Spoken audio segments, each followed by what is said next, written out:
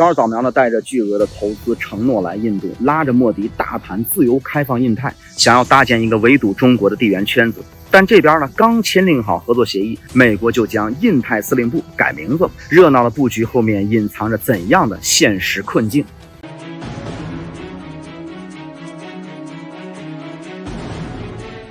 大家好，我是谢飞欢迎来到今天的谢飞观察。在6月16号呢，美国国防部呢正式宣布，印太司令部运行了8年之后要恢复为太平洋司令部。这个五角大楼呢嘴上说这是对历史的致敬，但是明眼人一看就知道，这是美国战略收缩的一个明确的信号。就是本届政府呢把重心转向了西半球，并减少对印太方向的这种战略的投入。那曾经被吹的是天花乱坠的这个印太走廊的战略，在名义上已经凉了一半了。在美战略回撤的时候，日本呢却增加了对印的投资7月2号呢，高尔扫描呢正式访问印度，带着几十家的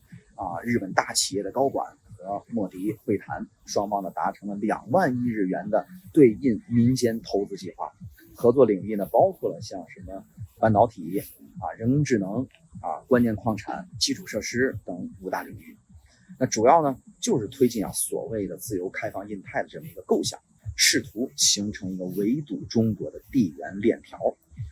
那莫迪也打算之后访问一些亚太国家配合日本的这个布局，扩大相关阵营的这么一个范围。但是呢，印度这个被美日寄予厚望的角色已经不能胜任了。因为我们知道这个俄乌冲突持续了几年，印度呢不顾西方反对，大量进口俄罗斯石油，一直呢没有站在西方的阵营一边。在2025年的5月7号印巴空战当中，这个印度军队主动发动空袭，但是被巴基斯坦呢击落了多架的飞机，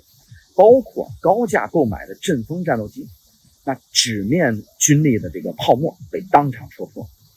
再加上什么呢？这个中东局势混乱之后印度外交呢是频频出错，四处碰壁，早就失去了美国的信任。简单来说，美国呢把司令部改回原来的名字，它就是对印度彻底失望。2018年更名为印太司令部，它的初衷是想把印度给拉进来，在印度洋方向呢牵制中国，形成两洋联动的围堵局面。但是呢，我们也看到几年之后，印度的战略自主性很强不完全听从美国的指挥，自身的军事实力呢又撑不起地区支点的架子，投入大而回报小，这个性价比就很低了。美国呢干脆就收缩战线，把主要的精力放在了这个太平洋战线上，不再强求印度参与进来。那么此时日本就加大对印度的合作力度，打的是自己的如意算盘。高是希望通过对外强硬的姿态来转移国内的矛盾，又不愿意呢直接和中国正面冲突，所以呢就想借印度的地缘体量来做文章，用投资来换取印度在遏制中国问题上的这么一种配合。但是呢，印度很狡猾，从来都不是愿意做棋子的这么一个角色。莫迪接受了日本的投资，主要是为了弥补国内产业的不足促进基础设施的建设。如果让他冲到对华对抗的这个最前面，他比谁都快，绝不会替日本去冒险。更可笑的是呢，印度连自己的南亚后院都快守不住了。你看原来的这个中孟印缅经济走廊，由于印度呢长期消极抵制而停滞不前，中国呢已经转而加强与缅甸孟加拉国的这种双边的联系。印度呢实际上其实已经被排除在区域合作之外了。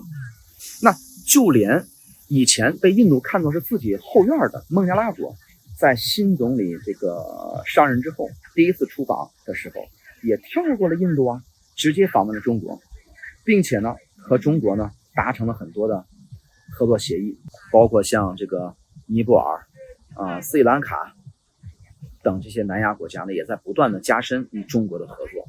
印度呢仍然抱着这个殖民时期霸权的思想，是吧？对邻国施加压力，甚至扬言要切断巴基斯坦的水源。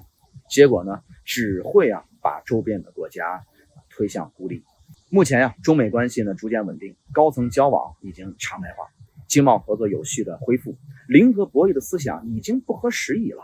日本和印度呢，抱着过时的遏制中国框架折腾，既无法阻挡住区域合作的大势，也捞不到什么实际的好处。如果印度一直沉溺于地缘霸权的幻想之中，不肯放下对抗的思想的话，那么最终只能在时代的洪流当中被孤立起来。好，感谢收看这期的谢飞观察，希望各位点赞关注，我们下期节目再见。